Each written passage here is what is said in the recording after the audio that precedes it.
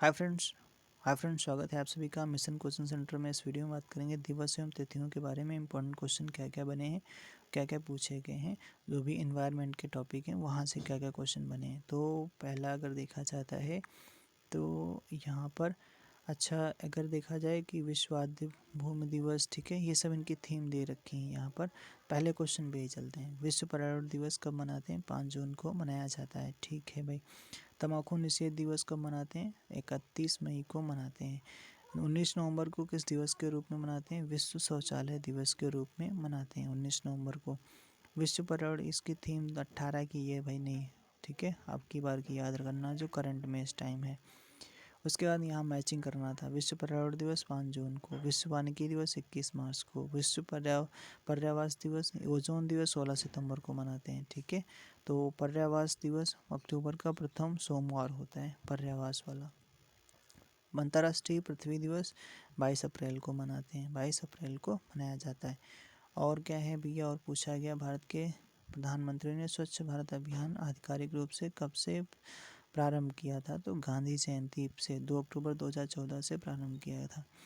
कौन सा सही सुमेलित नहीं? विश्व पर्यावरण दिवस 5 जून को सही है, पृथ्वी दिवस 22 अप्रैल को सही है, तम्बाकू निषेध दिवस 31 मई होता है, यहाँ पर 5 मई है, तो ये वाला गलत है। ओजोन दिवस 16 सितंबर को होता है, ठीक है। प्रत्येक मास के अंतिम शनिवार को राष्ट्रीय स्वच्छता दिवस मनाया जाता है। तो कहता है सियरा लियोन में, किस देश में? तो सियरा लियोन में प्रत्येक मास के अंतिम शनिवार को राष्ट्रीय स्वच्छता दिवस मनाया जाता है। अगला, पर्यावरण से संबंधित विभिन्न तथ्य कौन कौन से हैं? तो कोणार्क के सूर्य मंदिर 1984 में, महाबोधि मंदिर 2002 में यूनेस्को की विश्व विरासत सूची में शामिल किए गए। 2010 में यूनेस्को के जंतर मंतर को शामिल किया गया। यहाँ से क्वेश्चन देख लेते हैं क्या क्या पूछे गए, ठीक है।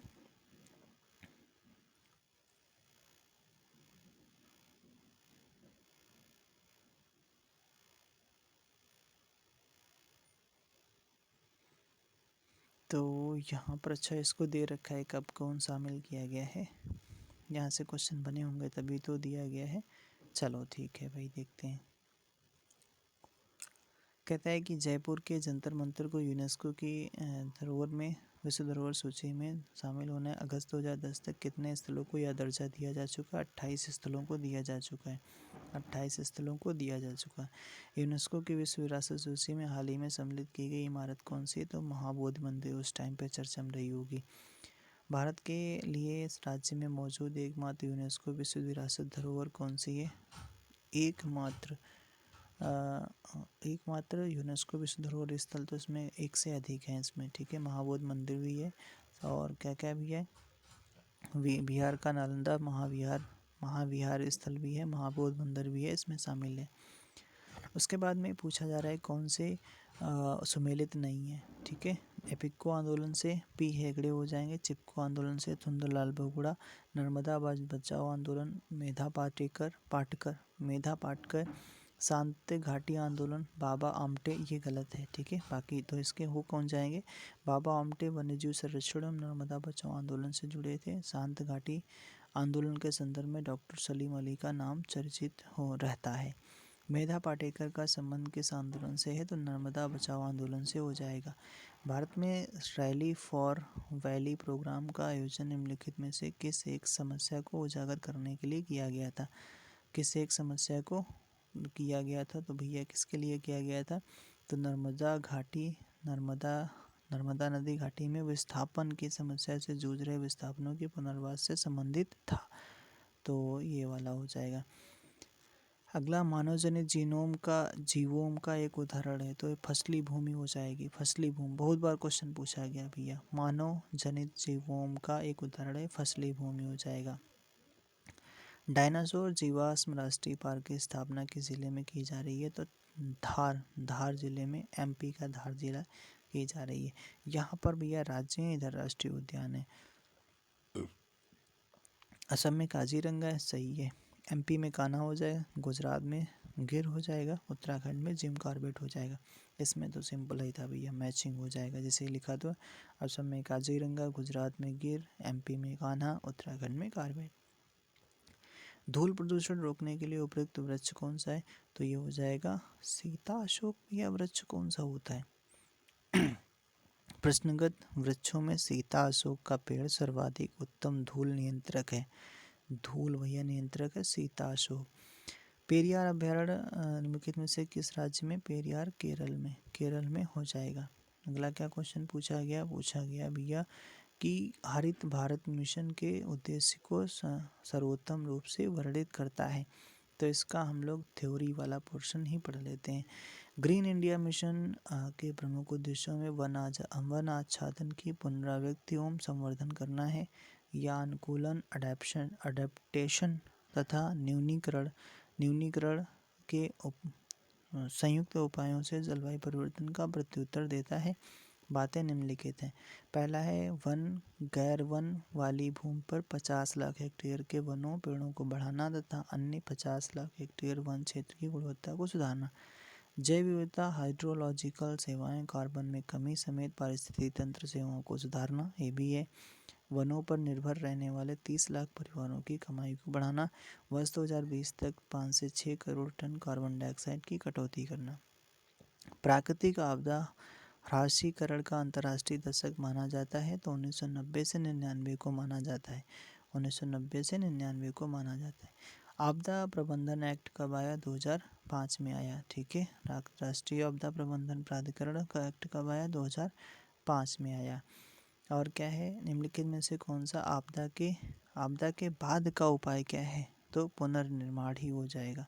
पुनर्निर्माण ही हो जाएगा, आपदा के बाद का उपाय है। ठीक है भैया। आपदा के बाद, आपदा के पूर्व, ये प्रिवेंशन और मिटिगेशन और प्रिपेरेडनेस। ठीक है। अगला देखो, किसे मेगा डाइवर्स देश के रूप में जाना जाता है? किसे मेगा डाइवर्स देश के रूप में जाना जाता है? तो ऑस्ट्रेलिया को जाना जाता है।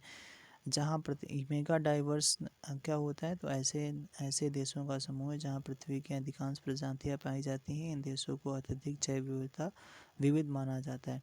पर्यावरण से संबंधित अमेरिकी गैर लाभकारी संस्था कंजर्वेशन इंटरनेशनल ने वर्ष 1998 में 17 मेगा डाइवर्स देशों की पहचान की थी, जिसमें ऑस्ट्रेलिया है, चीन है, दक्षिण अफ्रीका है, अमेरिका है और भारत जैसे देश शामिल हैं। अच्छा, ऑस्ट्रेलिया है इसमें। ठीक है भैया। कौन सा सदाबहार फल वृक्ष है जो हमेशा भैया फल देता है? तो लोकाट है। लोकाट कहाँ मिलेगा? जापान में लोकाट का अत्यधिक उत्पादन होता है। मौसम अनुश्रवण युक्त सोडार स्थापित है। मौसम अनुश्रवण युक्त सोडार स्थापित है कहाँ पर? तो ये भैया कहाँ स्थापित है? तो ये स्थापित है कहाँ पर? सोडार, कल्पक्कम, तारापुर एवं ट्रॉम्बे में स्थापित है। देश में विंटर लाइन की प्राकृतिक परिघटना किस नगर में दृश्यमान होती है? तो ये किसमें होती है? तो मसूरी में। कहता है विंटर लाइन की प्राकृतिक परिघटना किस नगर में दृश्यमान होती है? मसूरी में होती है।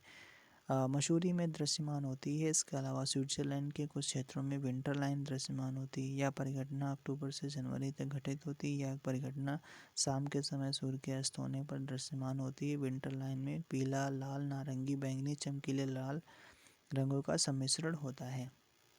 अच्छा भैया, ठीक है। अगला क्वेश्चन क्या पूछा गया? यदि आप ग्रामीण क्षेत्र से होकर गुजरते हैं तो आपको यह देखने को मिल सकता है कि अनेक प्रकार के पक्षी चरने वाले पशुओं भैंसों के पीछे पीछे चलते हैं। अच्छा, उनके घास में चलने से अशांत होने वाले कीड़ों को पकड़ते हैं। निम्नलिखित में से ऐसे कौन से पक्षी हैं? तो पक्षी भैया साधारण मैना हो जाएंगे। और चित्रिक बलाक, ये नहीं, काली गर्दन वाला सारस सरसैया तो कभी नहीं देखा होगा आपने। और चित्रित बलाक ये भी नहीं। तो साधारण मैना जो होते हैं, मैना, वो लोग पीछे पीछे चलते हैं। अच्छा भैया, तो लिखा है प्रख्यात पक्षी विज्ञान डॉक्टर सलीम अली ने अपनी पुस्तक handbook of the birds of India and Pakistan volume 5 में स्पष्ट उद्धृत किया है कि मैना पक्षी पशुओं के पीछे पीछे चलती हैं। उनके चलने के कारण उड़ने वाले कीटों को अपना आहार बनाती हैं। चित्रित बलाक हिमालय के दक्षिण में उष्णकटिबंधीय एशिया में पाया जाने वाला पक्षी है। अच्छा भैया, ठीक है। अगला क्या पूछा गया? किसकी औसत शुद्ध प्राथमिक उत्पादकता सबसे कम होती है। तो शीतोष्ण कटिबंधीय घास प्रदेश वाले की सबसे कम होती उत्पादकता। भारत का राष्ट्रीय समुद्री सामुद्रिक पार्क स्थित कहाँ पर है? कच्छ में स्थित है। कहाँ पर? कच्छ में स्थित है। भितरकनिका जिसे हाल ही में विश्व धरोहर के स्थल की सूची में शामिल किया, कहाँ गया? कहाँ है? उड़ीसा में। इधर मैपिंग करना है। वन्य जीव अभ्यारण्य है, इधर आपका राज्य दिए गए। बांदीपुर आपका कहाँ पर है? बांदीपुर बन्नेरघट्टा। तो उसके बाद में पेरियार वाला कहाँ पे? पेरियार केरल में हो जाएगा। लामजाऊ मणिपुर में हो जाएगा। और बांदीपुर कर्नाटक में, नामदफा अरुणाचल प्रदेश हो जाएगा। ये आपका यही इसी मैचिंग में दिए रखा होगा। और अब बचा क्या है आपका? बचा है विविध वाला। विविध तथ्य, जो इम्पोर्टेंट तथ्य बनते हैं एनवायरनमेंट के, इनको एक नेक्स्ट वीडियो में ही कर लेते हैं। ठीक है।